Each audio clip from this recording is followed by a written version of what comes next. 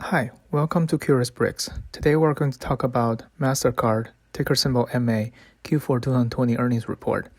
Mastercard is part of S&P 500 index under the information technology sector. The company's earnings call was hosted on January 28, 2021. Before we dive into the financial details, let's take a quick look at some key statistics. As of January 29, 2021, Mastercard share price was $316, and its market cap stands at $315 billion. The trailing price-earning ratio is around 50. Forward dividend is $1.76 per share, or 0.56% yield. The short interest ratio of total floating shares is only 1.2%. Now, let's take a look at their latest quarterly financials. We will start with income statement.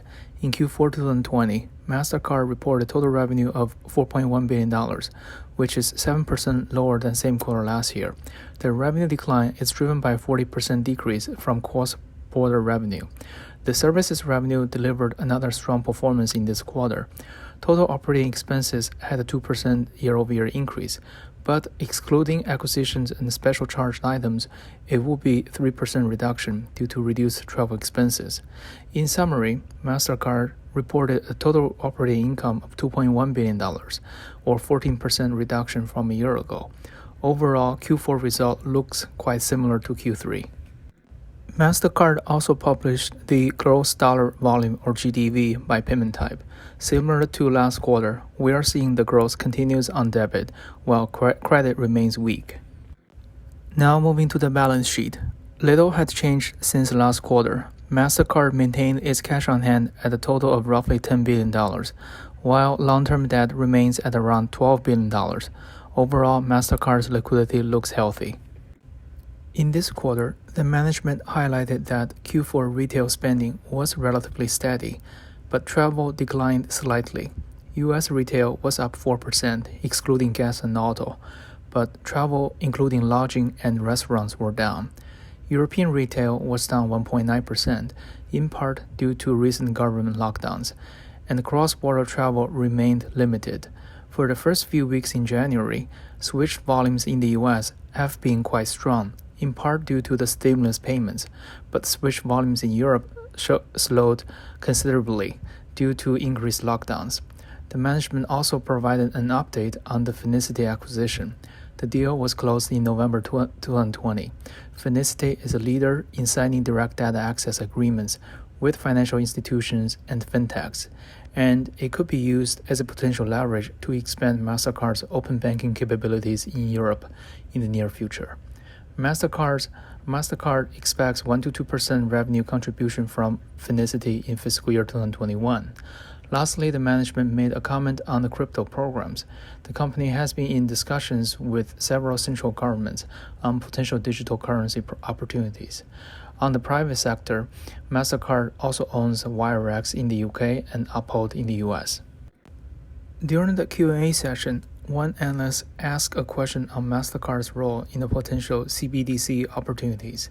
The management responded that Mastercard provides acceptance network to exchange between fiat currency and cryptocurrency, and it could also provide services to resolve the last mile issues such as consumer protection, transparency, and etc.